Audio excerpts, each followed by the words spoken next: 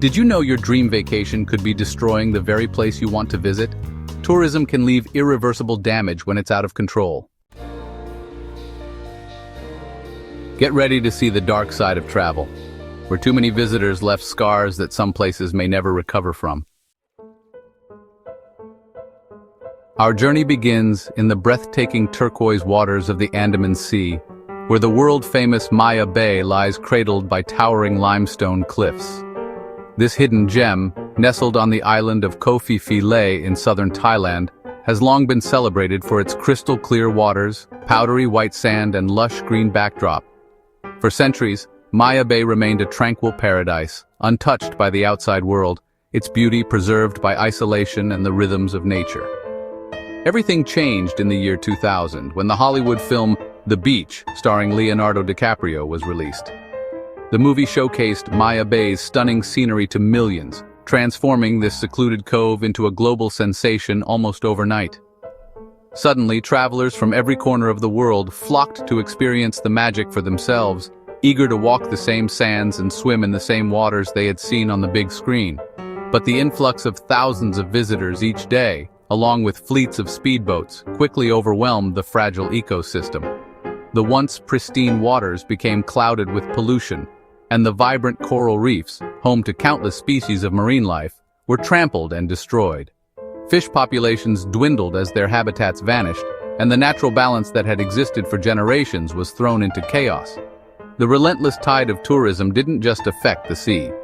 The beach itself began to erode at an alarming rate, its soft sands swept away by the constant movement of people and boats. What was once a sanctuary for wildlife and a haven for peace became a symbol of paradise lost, its beauty fading under the weight of human footprints. In 2018, faced with the undeniable evidence of environmental collapse, the Thai government made a bold decision. Maya Bay would be closed to all visitors, indefinitely. The hope was to give the battered ecosystem a chance to heal, to allow the coral to regenerate and the wildlife to return. For the first time in years, the bay was silent. No laughter, no engines, just the sound of waves and the whisper of the wind. Today, the silence of Maya Bay stands as a powerful and haunting reminder that even the most beautiful places on Earth are not immune to the consequences of our actions. The empty beach, once crowded with tourists, now offers a rare glimpse of what paradise looked like before it was discovered, a place of peace, solitude, and natural wonder. The story of Maya Bay is a cautionary tale about the dangers of overtourism and the delicate balance between enjoying nature and preserving it. When the number of visitors exceeds what the environment can handle, the results can be devastating, not just for the landscape, but for the people and wildlife who depend on it. Yet there is hope. Conservation efforts are now underway to restore Maya Bay and protect it for future generations. Its story is a wake-up call for all of us, a reminder to tread lightly, respect the natural world, and cherish the places we love before they are lost forever. Next, we travel to Venice, Italy, a city unlike any other, where winding canals replace roads and gondolas glide past centuries-old palazzos. Built on a network of more than 100 small islands, Venice has long enchanted visitors with its romantic charm and architectural wonders. But beneath the surface, the city is facing a crisis. Venice is literally sinking, and not just because of rising sea levels. The weight of millions of annual visitors is taking a toll, putting immense pressure on its fragile foundations. Massive cruise ships and countless motorboats churn up the lagoon, accelerating erosion and damaging the delicate stonework of buildings that have stood for centuries. The wake from these vessels batters the city's ancient walls, leaving scars that are difficult and expensive to repair. On land, the narrow streets and picturesque bridges are often packed shoulder to shoulder with tourists.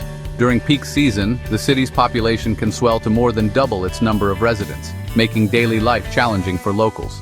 As demand for short-term rentals and tourist services grows, the cost of living has soared. Many traditional shops have closed, replaced by souvenir stands and pricey restaurants catering to visitors rather than Venetians. For many locals, the city they call home has become unaffordable. Families are forced to move away, leaving behind empty homes and a shrinking community spirit. In response, Venice has started charging entry fees and imposing daily visitor limits, hoping to ease the strain and protect its unique heritage. But these measures raise tough questions. Are they enough to save the city, or just temporary fixes? Many Venetians worry that their city is being transformed into a theme park, losing its soul in the process. Protests and headlines highlight the growing tension between preserving tradition and embracing tourism. Venice's struggle is a warning to the world. Even the most iconic destinations can be loved to death if we don't find a balance between welcoming visitors and protecting what makes them special. Preserving Venice's heritage means making difficult choices about how we travel and how we care for the places we visit. It's a challenge that requires cooperation from locals, tourists, and policymakers alike. If we're not careful, we risk losing Venice's magic forever, a loss not just for Italy but for the entire world. On Komodo Island, Indonesia, the legendary Komodo dragons face extinction, not from nature, but from us. Tourists flock to see these ancient reptiles, but their presence, along with poaching and habitat destruction, has put the dragons at risk. In 2020, the Indonesian government closed the island to tourism, hoping to save the species. The move was controversial, but necessary. Komodo's story is a stark reminder: conservation must come before profit. If we want these creatures to survive, we must protect their home. Even Mount Everest, the world's highest peak, isn't safe from the impact of tourism. Once a symbol of untouched wilderness and the ultimate test of human endurance, Everest now faces a new challenge, one brought not by nature, but by people. The mountain, revered for centuries, is now at the center of a growing environmental crisis. Once reserved for elite climbers, Everest now sees hundreds of inexperienced adventurers each year. The allure of standing on the roof of the world draws people from every corner of the globe, many of whom are unprepared for the harsh realities of high-altitude climbing.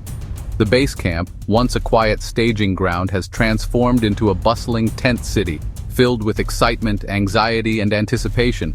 The result? Piles of trash, oxygen tanks, tents, and human waste litter the slopes.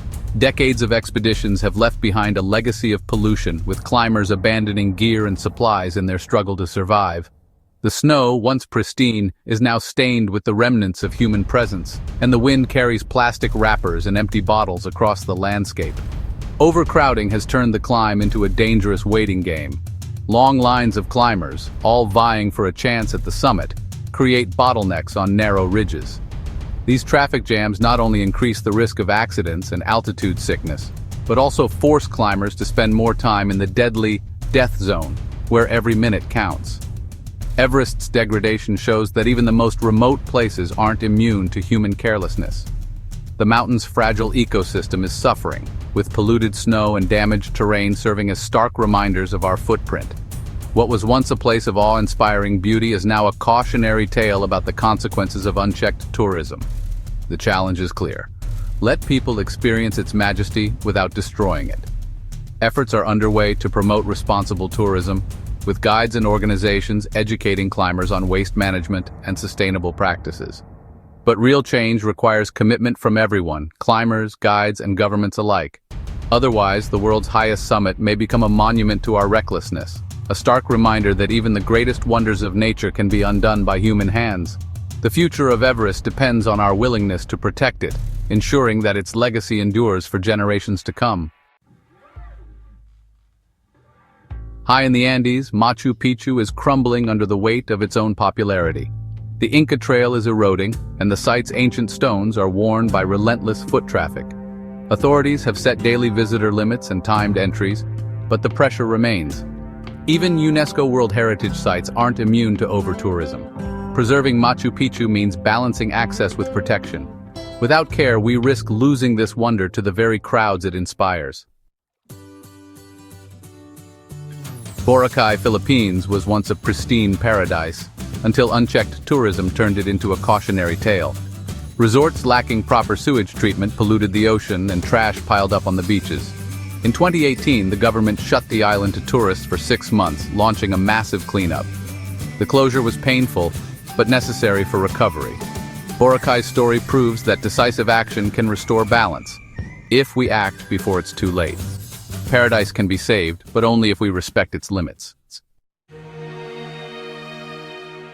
Santorini, Greece, famous for its sunsets and whitewashed villages, is buckling under overtourism.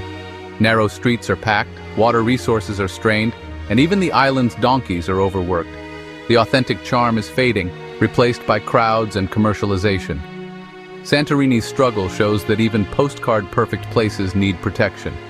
Sustainable tourism is the only way to keep their magic alive.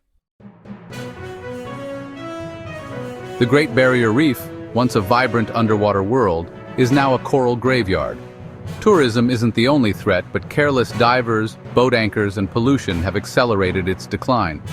Sunscreen chemicals and broken corals add to the damage. Responsible tourism can help the reef recover, but only if we act now. If we don't, this natural wonder could vanish within our lifetime. Yellowstone National Park, America's first, is under siege from its own popularity. Millions of visitors cause traffic jams, crowd wildlife, and damage geothermal features. Tourists getting too close to animals put both themselves and the wildlife at risk. Yellowstone's challenge balance access with protection, or risk losing what makes it special. If we fail, the park's wonders may be lost forever. The Galapagos Islands, cradle of evolution, are now threatened by tourism and invasive species. Increased travel brings pollution and risks, introducing new species that disrupt fragile ecosystems. Hotels and infrastructure encroach on limited land, while waste threatens pristine waters.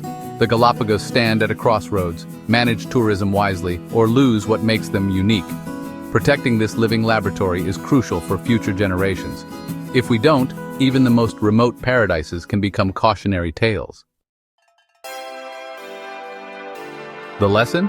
Traveling responsibly matters more than the perfect photo. Do your research, respect nature and local culture, so the places we love don't disappear.